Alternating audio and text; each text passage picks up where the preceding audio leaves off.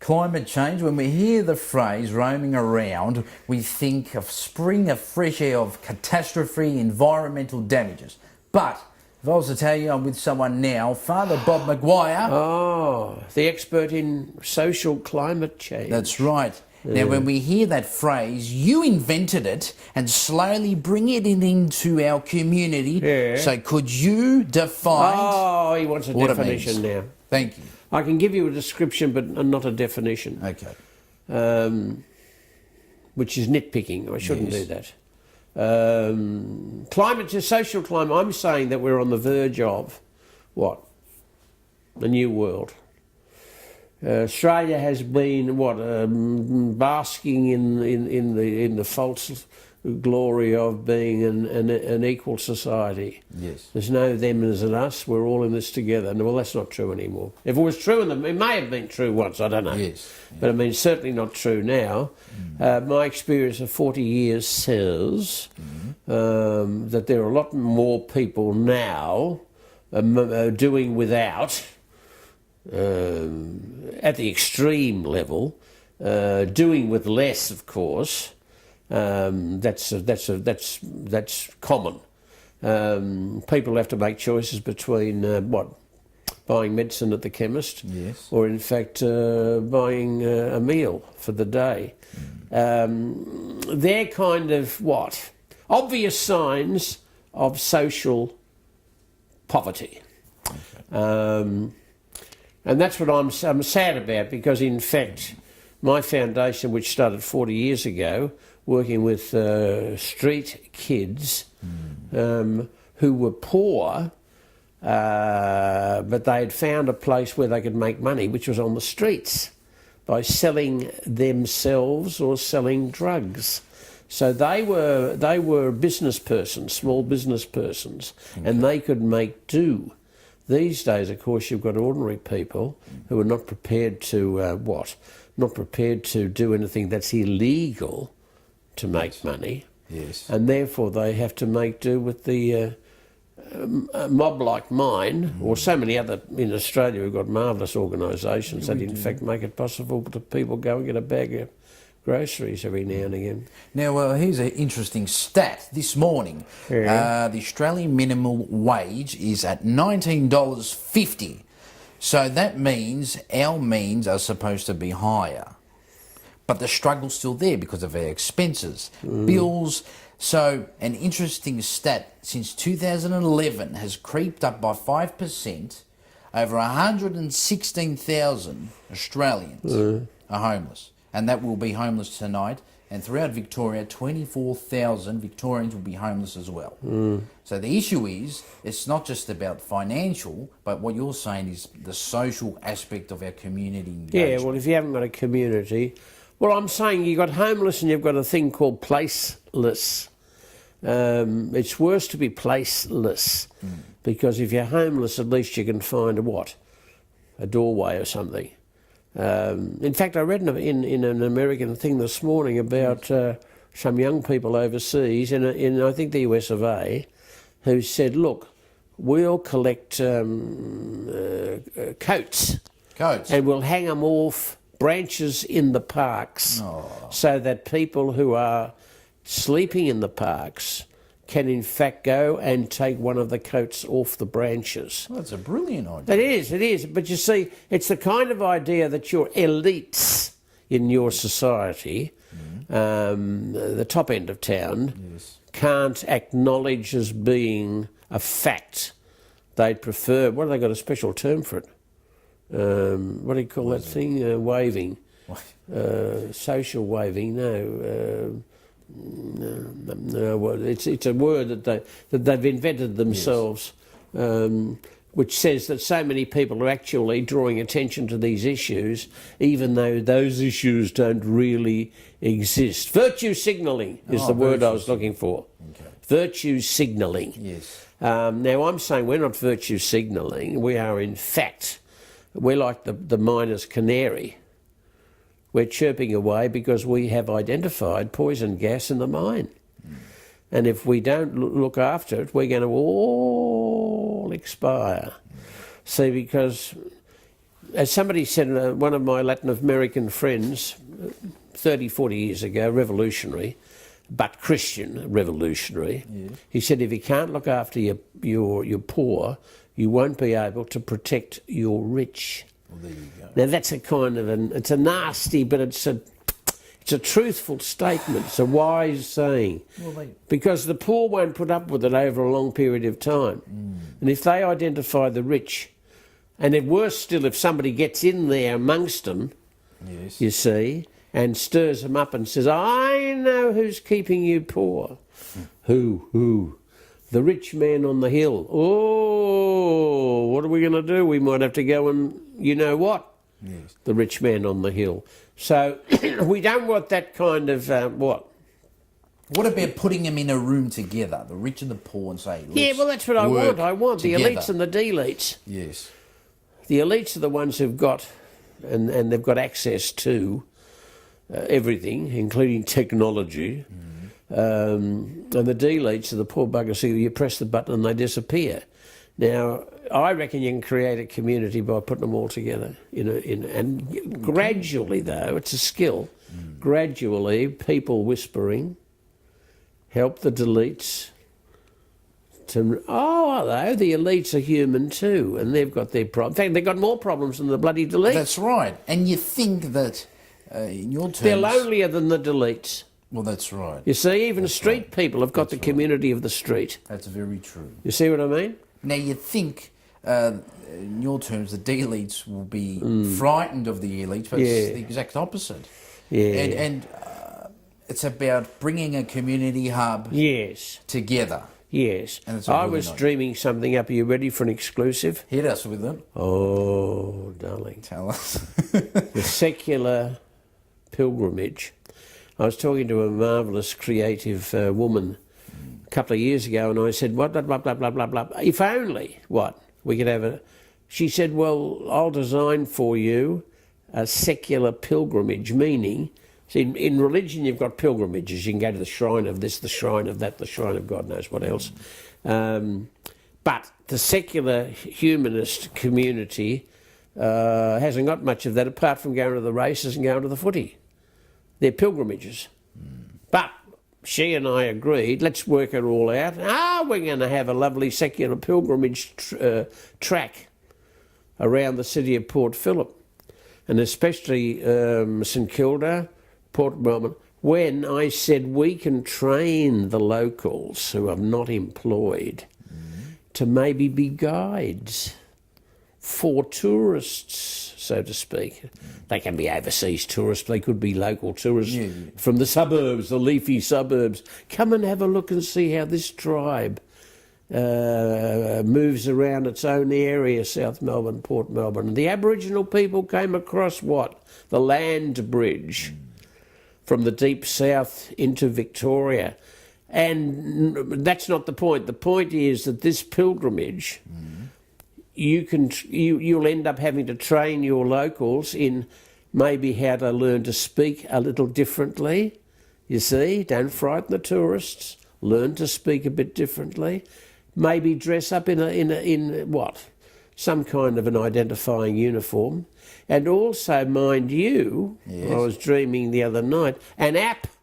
An app? An app which says you go to these places in the secular pilgrimage, you go down to the lake, the lagoon oval in Port Melbourne, as it's called, and then your app, you can point it at the thing, a stone in the ground, and it'll be activated.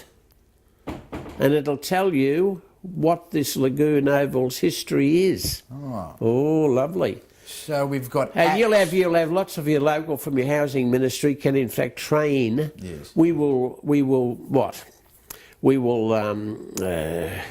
recruit, and we will train, and we will deploy, which means send them out on jobs. Well, that's a brilliant way of engaging. Well, I think it's down to earth, and it's something that the locals could be expert in, because they know their area.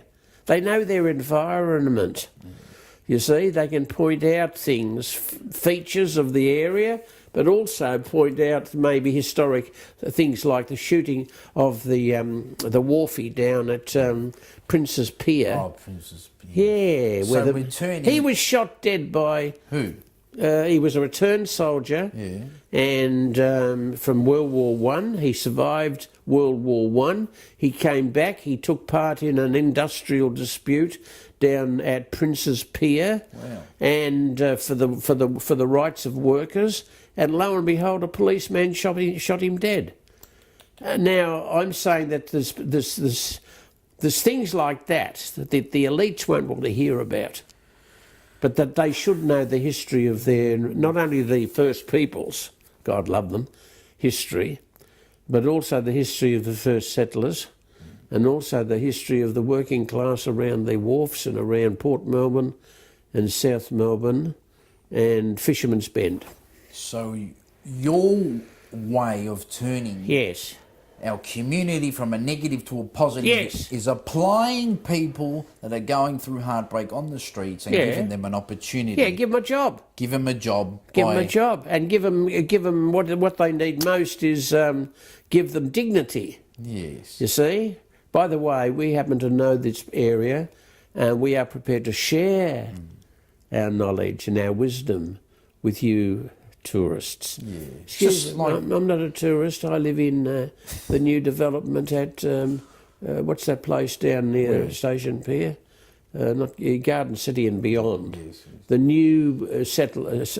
Oh, yeah, but, well, you are, darling, a tourist because you were not brought up here. You weren't born here. Yeah, in other words, you're a kind of an urban migrant. You've moved into the area.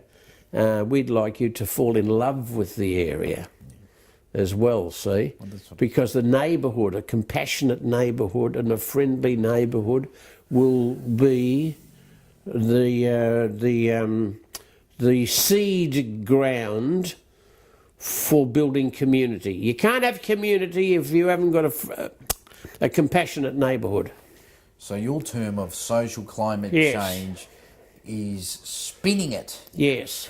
and creating innovative way of living. Well, it's the only way that you're going to end up in a social climate change, and where you're going to get the elites and the deletes to fall in love with each other. So that's step one.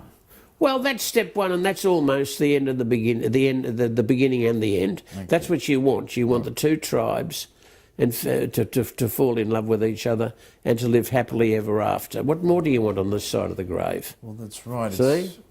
And they all lived happily ever after. End of session. Well, we hope. And Father, I just want to recap your great work you still are doing at the foundation. Oh, the lovely foundation. And the activities and operation projects. We are currently on the go. Yeah. And we will create slowly. And also throw in there that our latest development is in fact your tech bus. Yes, the robo-bus. Because the robo-bus will in fact answer the problem of tech poverty. Hello? Digital poverty. Digital.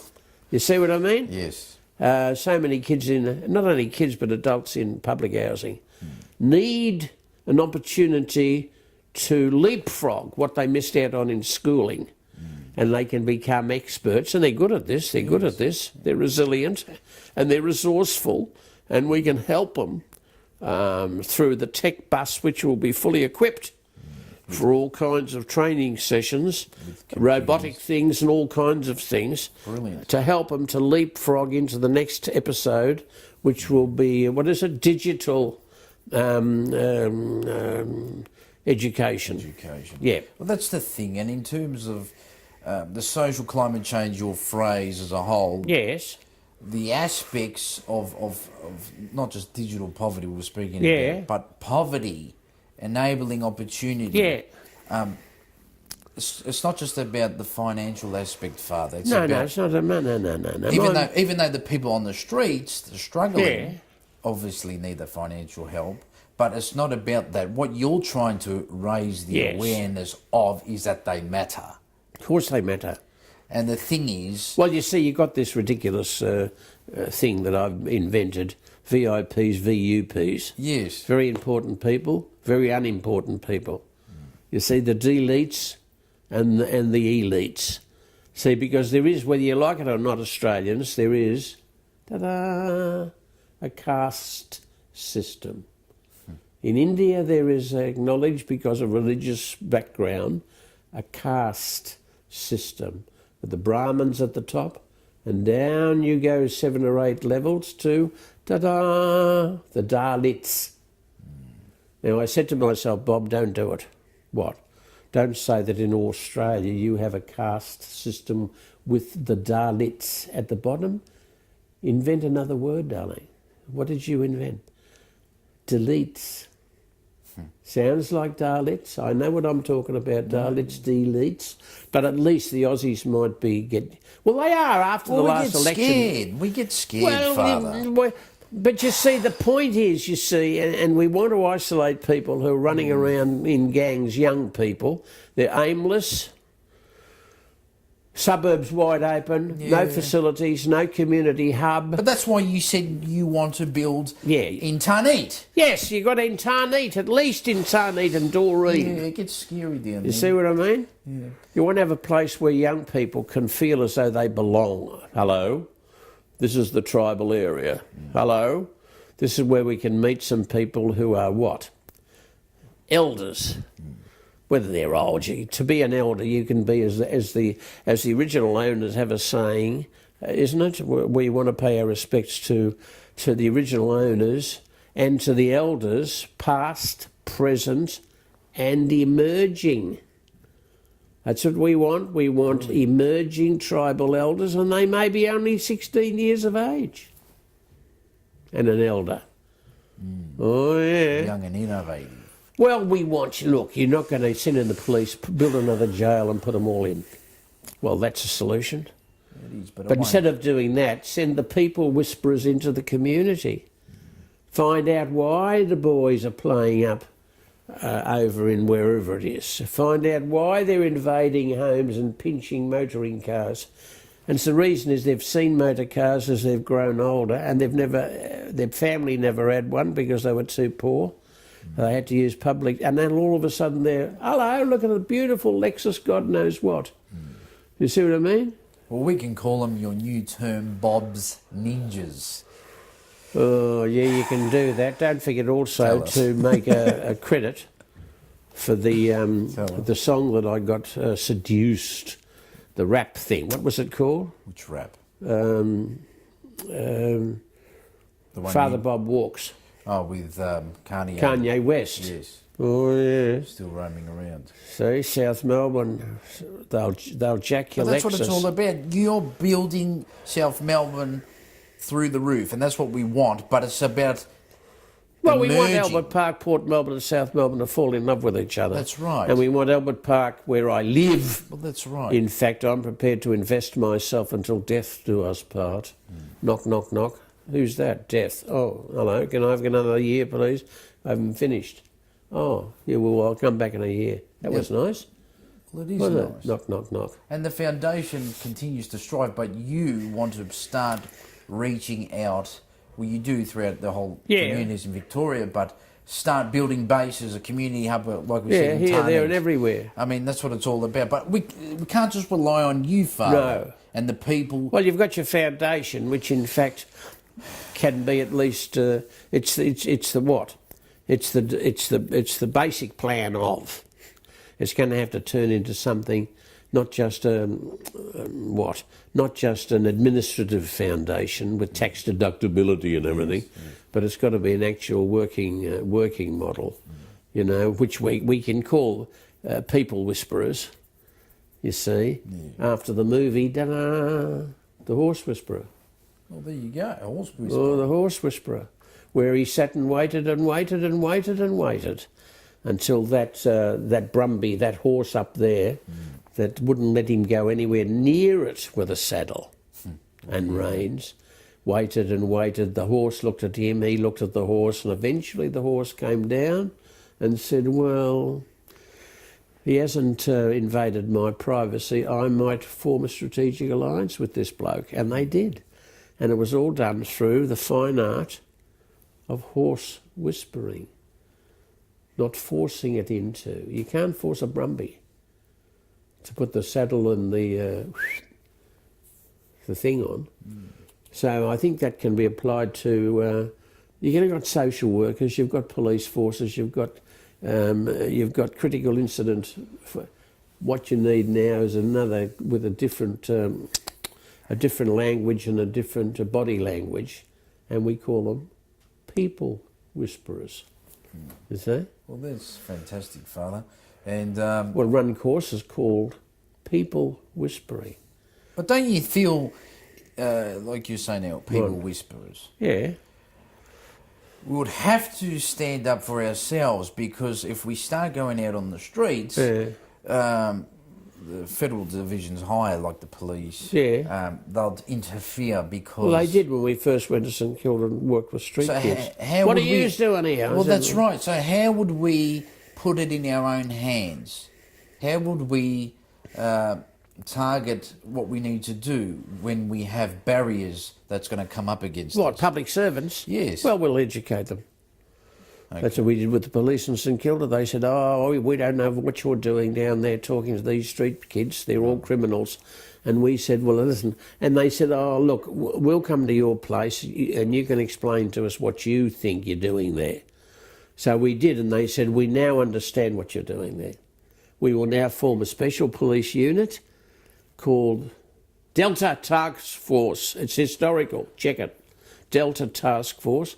When we will let the street kids know that we are the police, but we are the police working to protect them from predators. Okay.